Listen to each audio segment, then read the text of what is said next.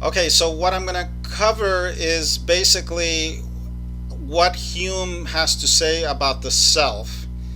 And now remember, the self is basically the I that Descartes. It's Descartes and Hume and anybody really who talks about an I or a self or an ego is basically talking about the same thing. So let me just review where we are so far in terms of the philosophical aspect of the self. So remember, first of all, Descartes basically claimed that the I exists, that it is real. Remember, that's why that was a metaphysical claim, because it's a claim to the reality of something. And for all for our purposes here, that I or self are the same. There's no difference between the two, right? There's no reason why we should think that they're different. So that's what Descartes believed. He believed that it was real, and then he also defined it as a thinking thing, right? With Locke, we get this kind of thesis or claim that that self is continuous, right? And the continuity of that self should have been clear from that thought experiment that we looked at with the prince and the cobbler, which is what you're writing your discussion board about. And that is because, remember, Locke believes that it continues to exist even if we were to switch bodies, right? If we transplant the brains, that person would continue to exist. And so that's basically another way of saying that it's basically another way of saying that that self is continuous, right? Another way to say this, by the way, is the person, right? So that's what Locke believes, that the self is continuous. And one other important claim from Locke is that memory plays a major or important role in that self, right? That's another important point that Locke makes, and basically that's because the person has to have a memory of that I, right, or that self in a previous time, right? And with the prince and the cobbler, we talked about how the prince thinks, even if he's in the body of the cobbler, the prince thinks of himself, for example, remembers himself being a child. Well, it's the same self or the same I. So that's the contribution that Locke makes to all this. So now we go on to Hume to see what Hume has to say about all of this. Let me review a little bit of Hume's epistemology. And so remember, epistemology is the branch of philosophy that studies knowledge. And I want to review Locke's epistemology just a little bit because Hume basically kind of continues Locke's project in an important sense in terms of what we're supposed to do to discover our ideas. So remember, the strategy here is to find the origin of our ideas. Where if the mind is a tabula rasa, like Locke said, remember Locke thought that the mind was a tabula rasa, which basically means a blank slate, right? Well, if the mind is a blank slate and it gets all these ideas from sensation, the origin of those ideas are from sensation. And remember, that's basically the empiricist view of all of this. Well, then what Hume is basically going to say is that we should make sense of pretty much all of our ideas. We should be able to trace their origin. We should be able to know what we're talking about in order for those ideas to make any sense. Think about an idea, and by the way, idea, again, remember that means a concept, right? So the easiest kinds of ideas to talk about here are ideas of things. So let's take the idea of a tree, for example. We have that idea of a tree, and we can see that idea makes sense, right? Because there are a lot of sense impressions that play a role in us having formed that idea of a tree, right? So we have we had the sense impression of leaves, branches, right? The hardness of the tree. All of those are things that that are part of that idea of a tree.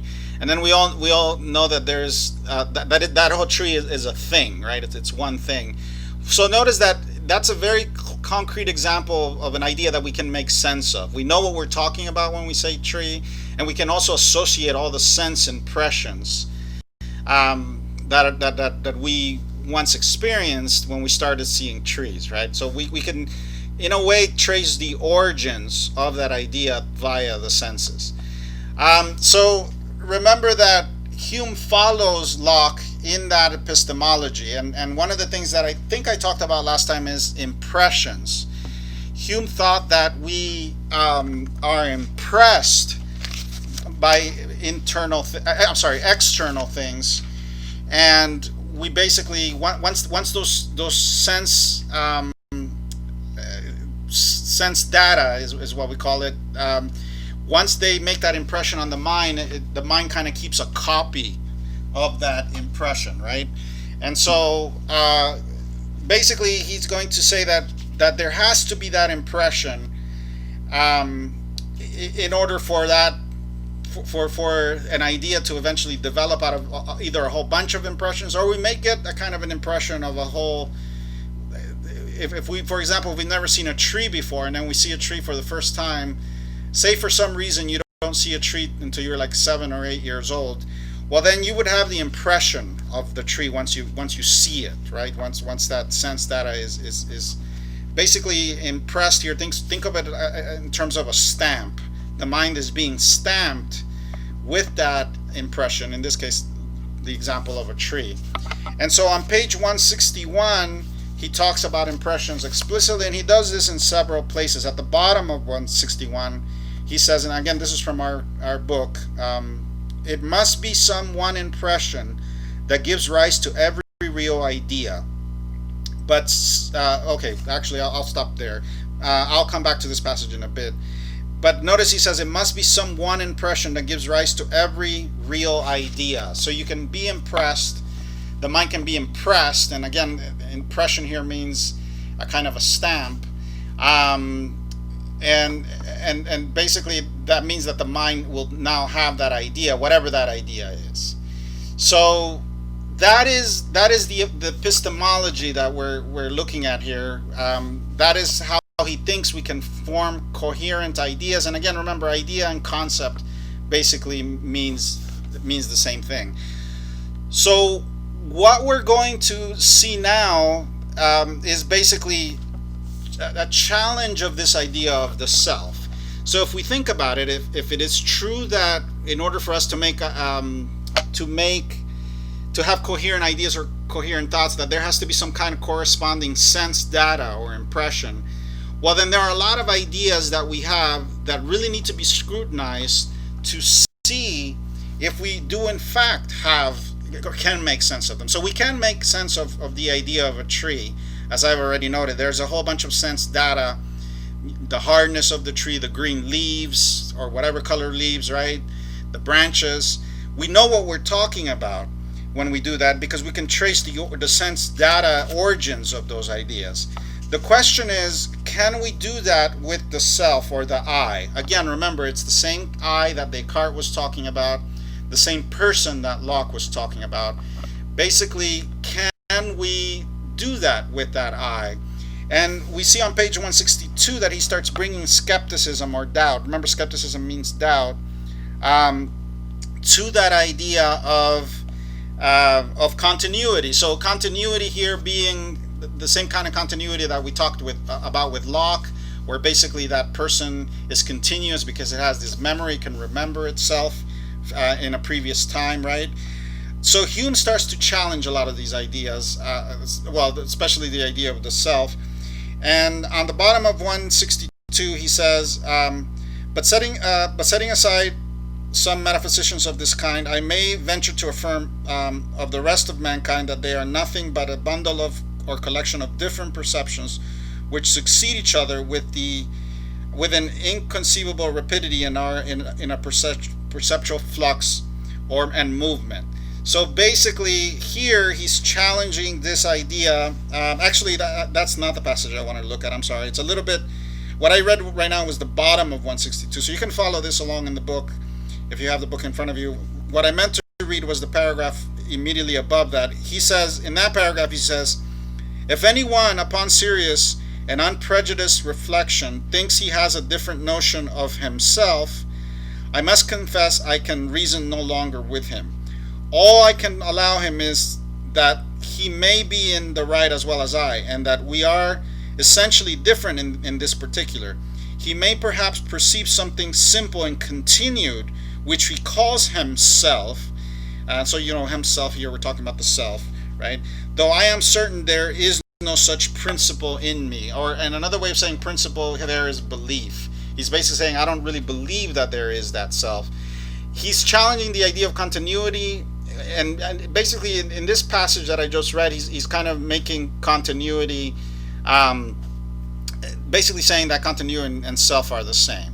So that's and right below that, I did mean to read that other passage as well. I was going to read that one next. Basically what he's saying is perhaps this self is just a bundle of perceptions, right? Perhaps what we're dealing with is just a bundle of perceptions. And so let me go ahead and read that part again. But setting aside some metaphysicians of this kind, and the metaphysicians of this kind would be the people that do assert the reality. Remember, metaphysics has to do with reality.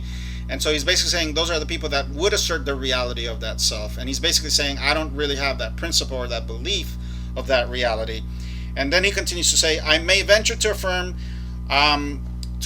of the rest of mankind that they are nothing but a bundle or collection of different perceptions. So the self maybe here just might be a whole bunch of different perceptions, but the question eventually is going to be, does that even have any meaning? A bundle of different perceptions which succeed each other with an inconceivable rapidity. So again, the key thing here is he's bringing skepticism to this idea that there is this self, and he's going to describe the skepticism in a whole bunch of different ways. There's a whole bunch of different ways that he's going to articulate this skepticism about the self. So for example, on the top of page 164, he says that the self is a construct to describe variation. Variation means change. And so what he's basically saying here, it's probably just a mental construct that we think is there, but is not real. And that mental construct is useful because it helps us to make sense of the things around us that are changing. That's basically what he's getting at on page 164. So this is the kind of the middle of that page. He says, our last resource is to yield to it and boldly assert that these different related objects are in effect the same, however interrupted and variable.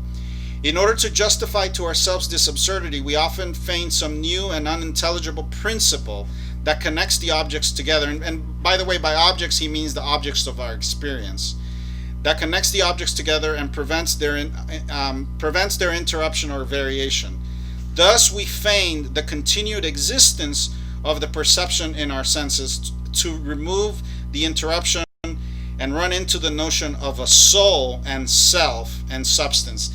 And here he's using different words to talk about that self. He calls it a soul. Some people, by the way, refer to it as a soul, right? And I think I may have talked about that.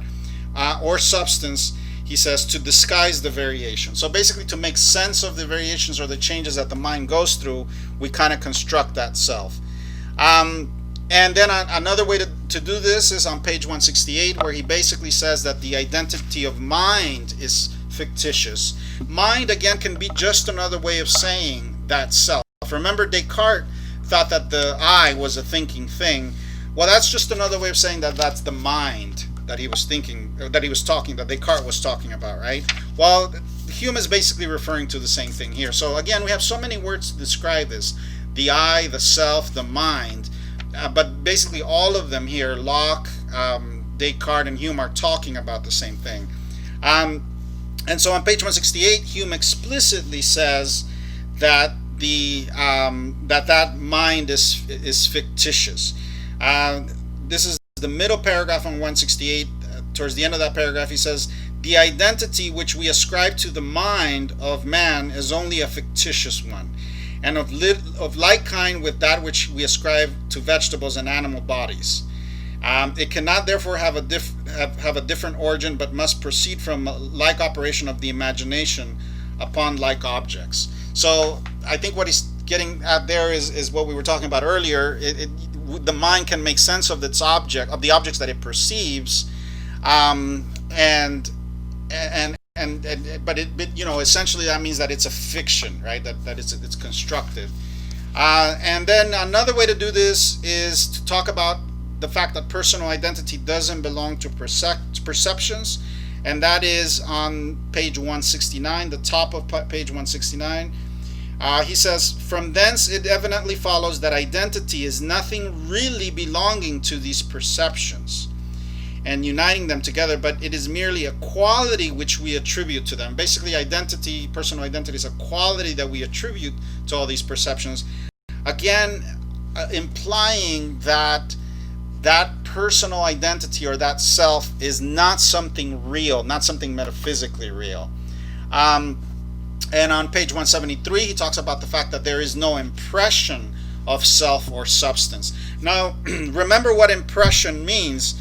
Impression is when the mind is impressed. And again, the best analogy I can think of here is a stamp, right? The mind is stamped with impressions, right? Again, think of sense data, like the impression that you first got of the color red, or the impressions that you've got of certain smells or whatever. And basically, the point that he makes on 173 is that there never is an impression of the self. We are never, another way to basically say this is we never see the self, right?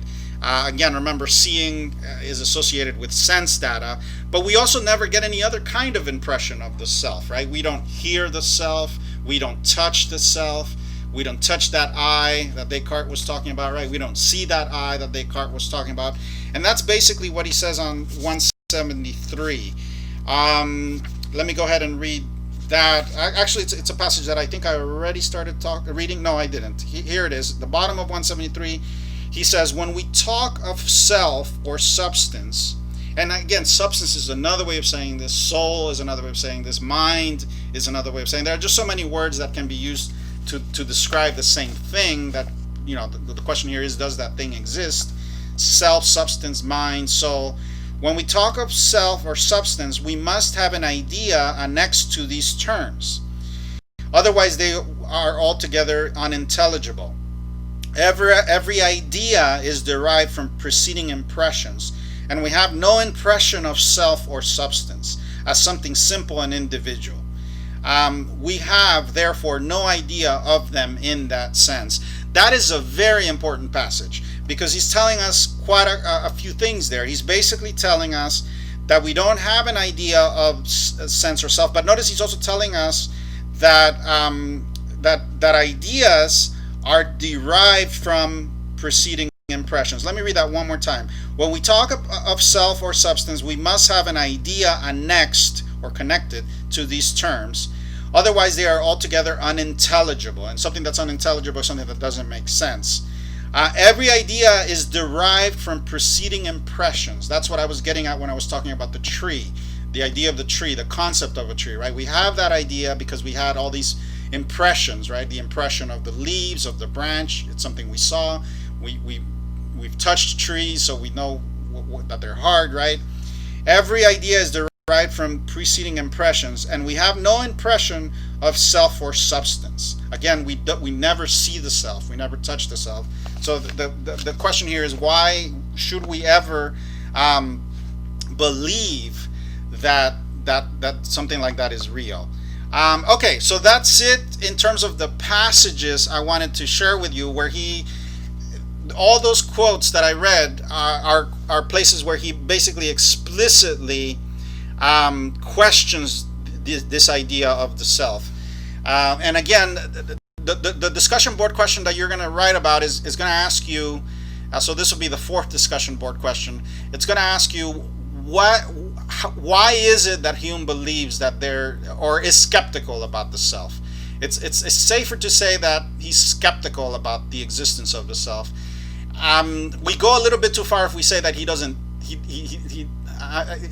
that he asserts that there is no self. he never actually says there is no self, because if he did that, he would be making a metaphysical claim, right? So what he does instead is he's a very subtle writer. What he does instead is he basically gives us good reason to be skeptical of the existence of that self, and in so doing, I mean, we're kind of led to the water anyway. We're kind of led to see that, okay, well, why should we believe that there is such a self? But aside from all those passages, and aside from the reasons, the empiricist reasons, there is an argument here. So remember, you've been studying arguments, and there's a reason for that. There's a method to all this madness. You've been studying arguments because philosophers, that's how philosophers do their work. They do their work via logical arguments. And again, remember, a logical argument is a group or set of statements that are intended to prove that one other statement is true, right? We're going to come back to that with other philosophers, because we're going to, for a lot of the other stuff we're going to look at, we're going to break down the arguments and talk about what the premises are. So there is an argument here. Now, the argument I'm about to give you is very crude. It's a kind of a very general summary of what Hume is saying in terms of an argument. So there is a conclusion here, and there are premises. For someone who does Hume scholarship, they'll probably do a better job of looking at a specific set of pages and kind of pulling out the premises. But overall, in general, the argument goes something like this. The first premise would be something along the lines of, if any of our ideas are to have meaning, we should be able to trace the origin of these ideas. And again, from sensation is where we start, right? An example of that would be, again, a tree. The idea or concept of a tree, something that has meaning, we know what we're talking about, right? And we can trace the origins of those sensations.